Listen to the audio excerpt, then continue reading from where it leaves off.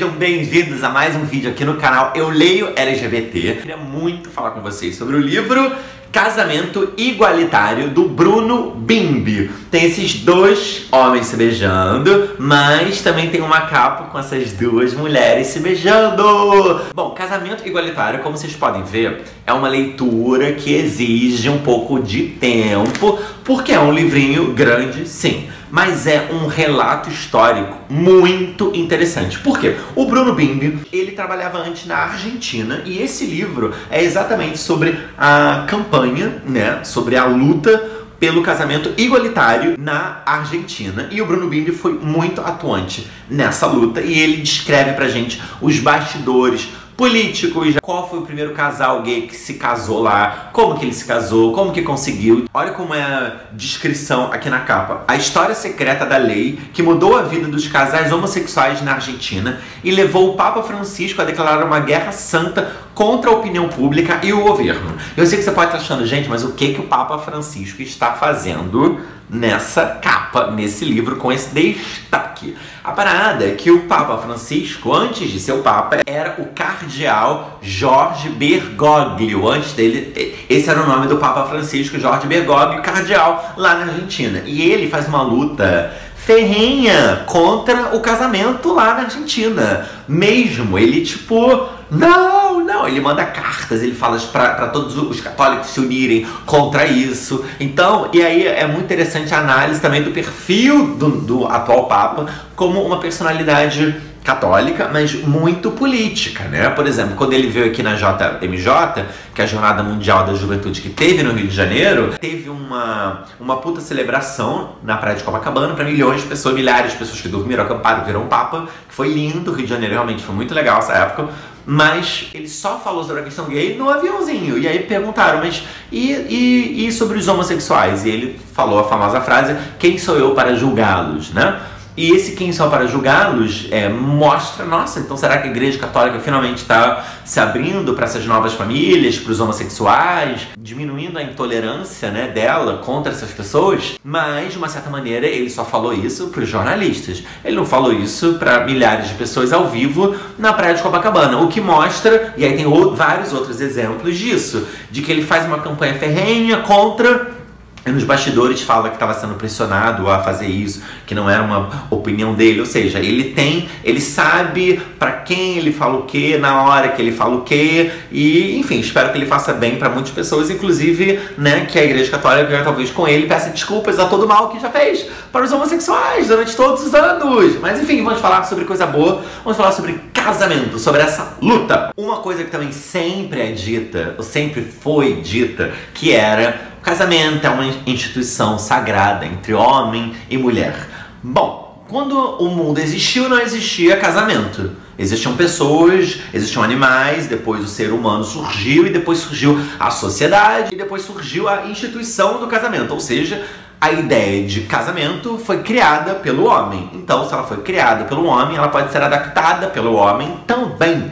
E, ao mesmo tempo, a luta nunca foi pelo casamento religioso. A luta sempre foi pelo casamento civil, ou seja, que os casais homossexuais pudessem se casar civilmente, ou seja, legalmente, e garantirem os seus direitos civis, tanto quanto os casais heterossexuais. Porque lá surgiu também o lema, os mesmos direitos com os mesmos nomes. Por quê? Porque também surgia a ideia da união estável, ou seja, da união civil também, ou seja, os gays poderiam ter os mesmos direitos do que os casais heterossexuais com o acordo de união civil. Mas não, as pessoas não aceitaram isso, e aqui também a luta foi para, não, nós não queremos isso, nós queremos casamento, nós queremos os mesmos direitos com os mesmos nomes. Por quê? Porque senão, somos todos iguais, mas tem uns e outros que são um pouquinho mais iguais do que os outros, né? Só os heterossexuais que se casariam, e os homossexuais fariam a união civil,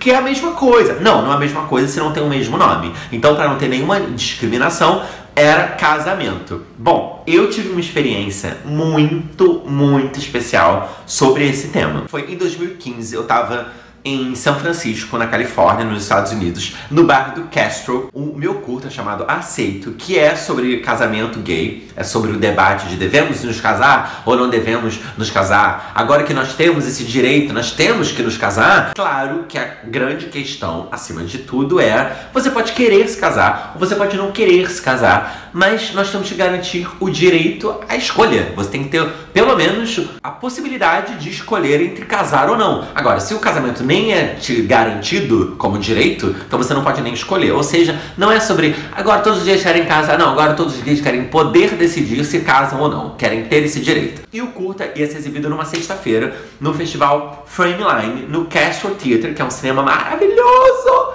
lá em Castro. E eu acordei, tava eu com um amigo meu, o Dudu, e milhões de mensagens daqui do Brasil. Fê, você viu o que tá acontecendo? Eu não acredito que você tá aí. Eu falei, o que tá acontecendo? O que tá acontecendo? E aí, cara, vê o discurso do Obama. Eu falei, o que aconteceu? E aí eu fui ver. E o Obama tinha, naquela manhã, legalizado o casamento homoafetivo em todos os Estados Unidos. Era lei que agora todos os casais homossexuais poderiam se casar em todos os Estados Unidos. Quando eu acordei, eu falei, gente, que coincidência. Hoje eu vou passar o filme. E é no Castro Theatre. E é sobre isso. Que maravilha. E é comemorando o amor. Que legal. A sessão era 4 da tarde. No caminho indo, já tinham vários panfletos pela rua marcando uma festa da cidade, celebrando isso na frente do teatro. Ou seja, eu falei, gente, eu não acredito. E a festa era 5 da tarde. Depois da sessão, eu fui pro cinema. A sessão foi maravilhosa. Eram 600 pessoas. Foi a sessão mais especial que eu já tive com esse filme na vida. Porque aquelas pessoas estavam realmente celebrando aquela vitória do casamento naquele dia, há poucas horas, e o filme era sobre isso. Nossa, eu chorei, as pessoas vinham falar comigo, foi lindo, lindo, lindo, lindo, foi muito especial ver aquilo. E quando o filme acabou, quando a sessão acabou e eu abri a porta do cinema, tinham palcos montados com a galera celebrando, festa na rua, famílias, mulheres com suas filhas, casais de homens com seus filhos, crianças, e todo mundo junto com bandeirinha de arco-íris, celebrando, comemorando, cantando músicas de drag, todo mundo... Ai, foi um dos momentos mais lindos que eu vivi com o filme. E foi histórico, porque eu vi o dia em que se oficializou o casamento gay nos Estados Unidos. E eu fiquei pensando, ai, gente, queria muito viver isso no Brasil também. Caso você não saiba, aqui no Brasil, desde 2013, a CNJ, que é a Comissão Nacional de Justiça, ela já garantiu que as pessoas, que os cartórios não possam se recusar a casarem pessoas do mesmo sexo. Ou seja, o judiciário do nosso país já permite que o casamento exista. Tem índices de que os casais homossexuais estão se casando mais do que os heterossexuais nos últimos anos.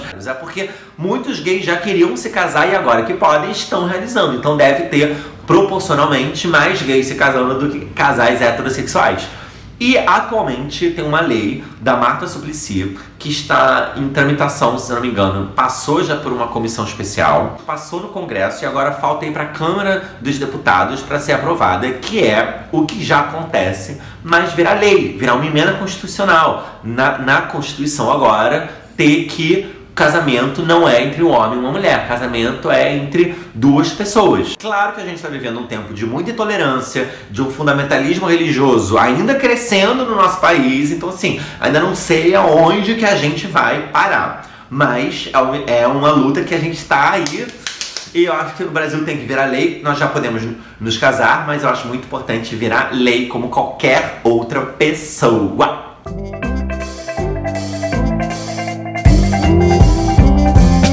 O reconhecimento da igualdade para todas as famílias nos mudou a todos e todas, porque nos tornou uma sociedade mais justa e igualitária. No dia seguinte à aprovação da lei, um senhor me deixou uma mensagem no Facebook que creio resume tudo. Pela primeira vez em 45 anos, saio à rua sentindo que sou mais um. Obrigado. Aí eu vou ler agora um fragmento de um artigo que foi escrito no jornal Crítica da Argentina pelo jornalista Osvaldo Bazan. É como se fosse um poema. O menino homossexual sofre a estupidez do mundo e nem pensa em falar com seus pais. Acha que eles vão ficar chateados. Ele não sabe o porquê, mas eles vão ficar chateados. E o pior para os pais é acreditar que seu filho não é como eles. O menino homossexual enfrentará algumas estupidezes. Será parte de uma minoria com a qual as maiorias estabelecem geralmente relações de crueldade. As maiorias heterossexuais se acharam, ao longo dos séculos, moralmente superiores e, portanto, com direito a decidir como tem que viver os demais. A homossexualidade, na verdade, todas as sexualidades não reprodutivas, foi pecado para as religiões, foi doença para a ciência e foi crime para o direito. E os estados? O poder nunca nos quis. O menino homossexual, só por ter nascido homossexual, só por ter sido parido em território inimigo, está em guerra com a religião, com a ciência e com o Estado. Como poderia um menino enfrentar uma luta tão desigual? Com que armas? Onde está o adulto que o escute? E também tem um epílogo de um livro chamado História de la Homossexualidad en la Argentina, do Osvaldo Bazán, que ele fala um pouco sobre como ele gostaria que a homossexualidade fosse daqui a um tempo. Por exemplo, o mundo é muito estranho. Os filhos gays são os que têm que terminar entendendo seus pais. Como podem pedir isso? Velho, eu queria te dizer que eu estou namorando. Que alegria, filho! É um garoto ou uma garota? Algum dia isso vai acontecer. Eu gostaria de estar aí. Por isso escrevi este livro, porque a homossexualidade voltará a ser o que nunca deveria ter deixado de ser. Nada.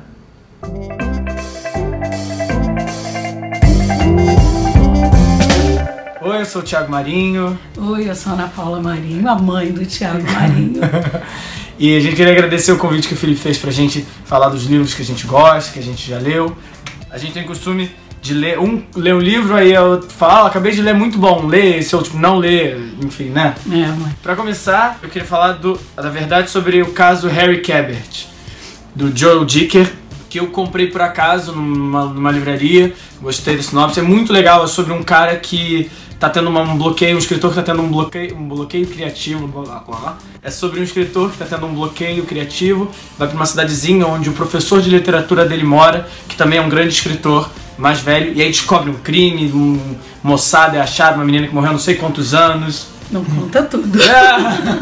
É muito, muito legal, cheio de reviravolta. E tem muito a ver também com família. Leiam, vocês vão gostar. E aí esse livro eu li e falei, mãe, você tem que ler que você vai adorar. Ela ficou louca pelo livro. Adorei.